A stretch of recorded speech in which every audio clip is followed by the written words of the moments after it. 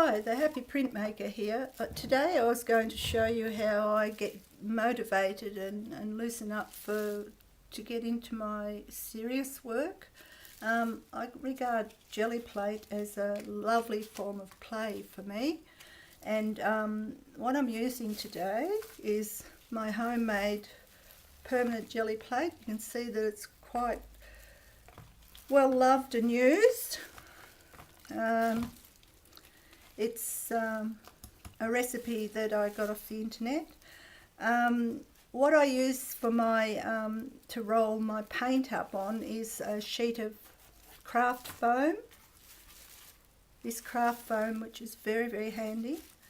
And I've made a whole load of stamps onto toilet roll inners to use on my jelly plate. Now I like to do this because if you use shop bought stencils, they can look a bit machine-like, and also everybody's work looks the same. Whereas you can do this inexpensively, and you'll have great results. So the other things you'll need is this is a foam roller from the paint store, and I've put a bit of cardboard and some masking tape around. And what happens is that tends to hold onto the roll better. The other things that I have are a brayer, and the reason that I use a craft foam sheet for this particular technique is that it seems to pick up the paint better onto the foam roller. The other thing that I use is Atelier Flow paint, acrylic paint, and a gloss glazing medium or a varnish. You can use cheap acrylic or craft paints as well, and I'll show you both of them. But I do prefer the Atelier. I just think it gives a more sensitive print, but that's a personal choice and you don't have to go with that. Alright, so what I might do is make a start. Alright, so first things first, I'll use Payne's Grey mainly. I just put some paint onto the plate and a little bit of glazing medium or a varnish, and just cover the plate. Now if you get holes appearing like this, it means that you've got a little bit too much glazing medium and not enough paint. So a little bit more paint. You might like to have those gaps as well, and sometimes I leave them. But for now I'll show you the whole plate covered. Okay. Right, so you'll see over here that I've rolled out a little bit of paint onto the craft foam mat. Now here's the roller, so I'm just going to, you can see how it picks up the paint. If it skids, it means you're pressing it too hard. Alright, so what you can do with that is you can put a piece of paper down, which I'll do onto here, and just roll your stamp over the paper, and you can get a pattern that way. And then on the back it's going to have a different pattern. That's from your plate. Now the next thing you can do, the same stamp, you can roll it over the plate, the jelly plate, and what's happening here is it's picking paint off the actual plate. So I'll just show you that again. You can see that that's taken paint off the plate. So always use everything. Don't waste paint, because these papers, look at that, can be used in collage and all sorts of things like that. Now what's going to happen is I'll put this print onto pardon me, Hosho paper Pochette paper is you buy it in a roll, like this. And it's a sort of rice type paper. It's made for woodcuts really, but it is the most sensitive paper for using on jelly plates. Alright, so I'll take this print and show you that it will be quite dark because that's the first layer of paint. And jelly plate usually works nicest with the ghost print. So there's the first pull, and I'll show you the ghost print. Now this is coming off exactly the same area that I've just pulled the first print off. And you'll see a marked difference in that, how much lighter it is. If you see light bits around the edges, just go around with the finger and it'll pick up the extra. So for example here, if you wanted to get rid of that, just do that. Alright, so can you see the difference?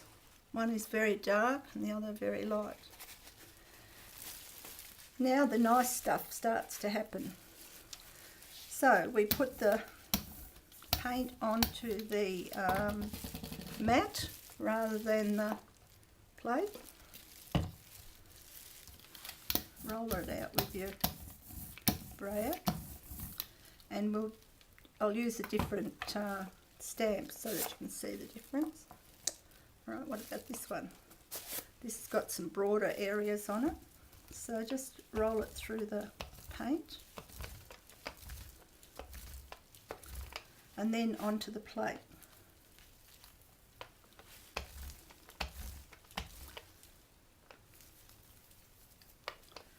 Right, now let's take that print. And what I might do is I've got some masks here, and I'll show you how this works as well. So we're not printing the whole image, we're going to print parts of it. Now the masks are just cut out of card stock, and gradually as they build up the paint on them, they become beautiful too, but they strengthen as well. So this can be a really beautiful way of printing. Okay, so you can see that that's quite gentle looking. Alright, so what I'll do, I'll keep working on this sheet as well. So then you take the mask off, and you can see it's well painted. And then let's put on a different colour onto the plate. Now this time I'm not going to roll it onto the foam plate, and I've got a bit of card here where I can clean my roller off. See that? That's just so that I can get a cleaner roller. So we'll use the orange. And what this does, it makes this gorgeous grey on that blue, or on that Payne's grey. Now as I said, you can smooth this right out, or you can decide that you want some of those textures in there. This is a basting brush and it makes really quite nice lines.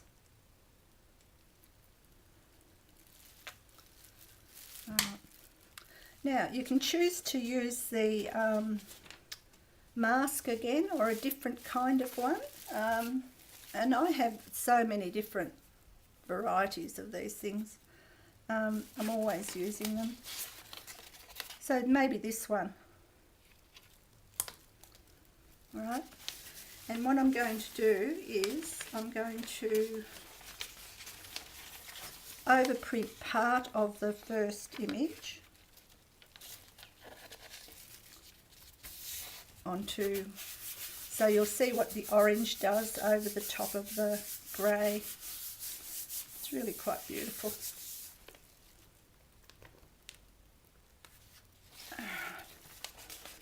Okay, So then, of course, we can do this, take that off, and can you see these here? Those marks that formed around the edges of the actual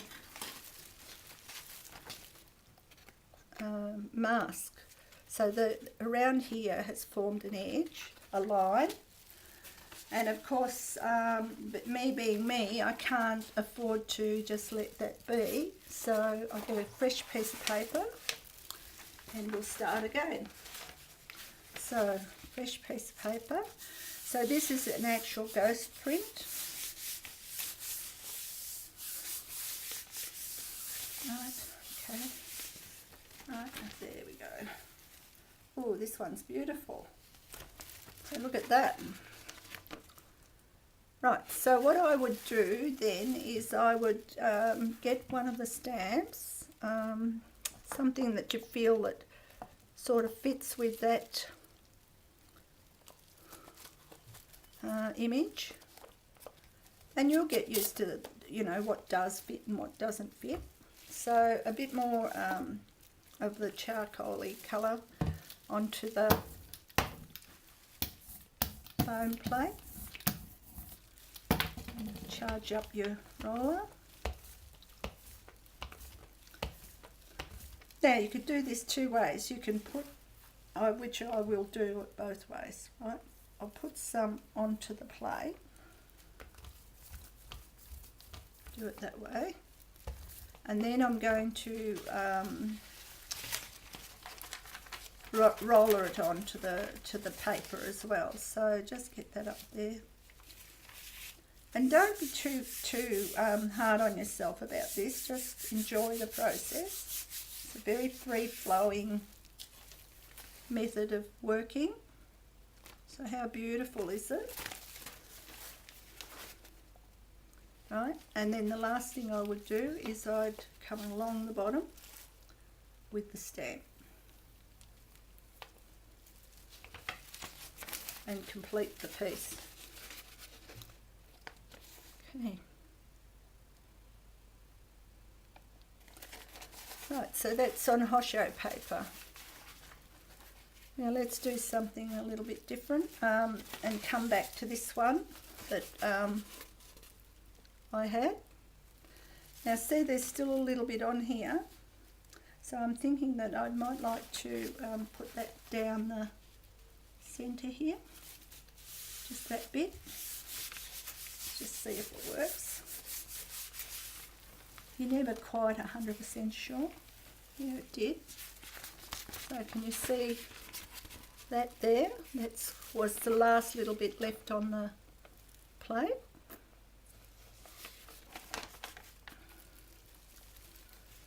Okay, so I might use some of the computer paper and show you what happens with that.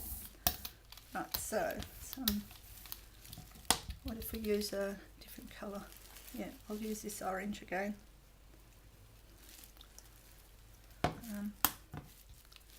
Get on. Because remember I did do some prints onto the computer paper. Right, now let's get another stamp, different one this time. What have we got?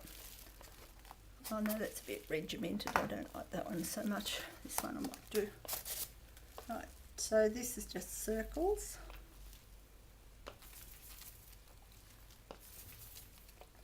And you can always do more than one on a plate too. So this is just lines. So you could sort of go up the middle with just lines if you wanted to. Alright. So we're going to put this onto a piece of this paper that we already printed before.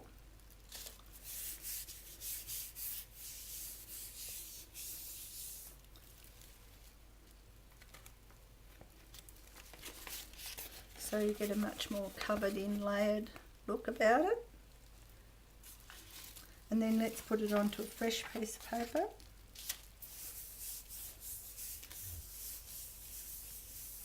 And of course you can always put another sheet of paper over the back. And remember our roller. So getting the most out of our paints so that we don't waste any. Sometimes they can be a bit stubborn. Right, so roll that through again. And then you could do this, like, right, up and up. So it's gone onto the jelly plate again, but it's like a ghost print already. So you've got that. Then you've got this.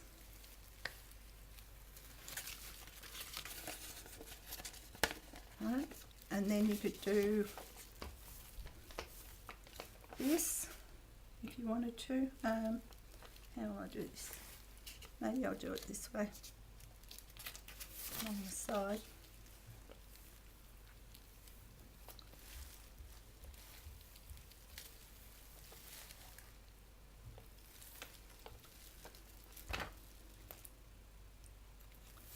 Right, so very earthy colours, but at the same time. So let's go for something a little bit different. I've got this gold colour. A little bit of this. Just a little bit with these craft paints because they're quite, they're not very viscous to start with, so I don't want them too runny. Mix it in. Right. Right, so we'll do the roller.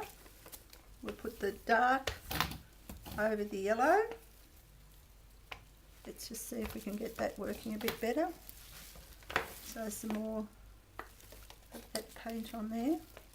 Now what that's going to do is turn that green, which could be interesting.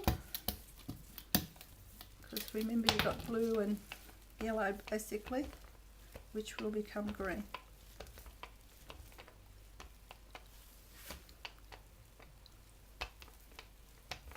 Right, some of this over here. Yeah, that's quite nice. Right, and remember we want to use our the stamp as well. We don't want to waste any of it. So some of that, a second one,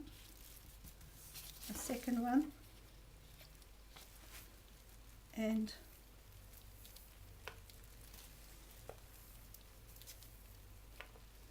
right, so you've got another piece of paper to work on further if you want to. You could draw with this too. I mean, I see tree trunks in that, so you could do a drawing over it. And here's where too much paint has been put on. And these are the cheap craft paints tend to do this. But then again, it's still quite nice. Oh. Very abstracted. So the ghost print would be great. So I think I would use a some sort of a stencil or a mask of some sorts. Let's go with that. And hosho paper this time. So for the ghost print, hosho paper works best. The computer paper works alright too, so don't get too worried about it, but hosho paper is lovely paper.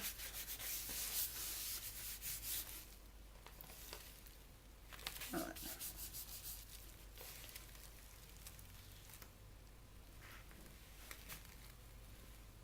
So you can see that it picks up quite delicate lines. So what I would do on the bottom of here, I think I'd go ahead and take the ghost print with the, remember it's just got the lines on it rather than a whole lot of paint.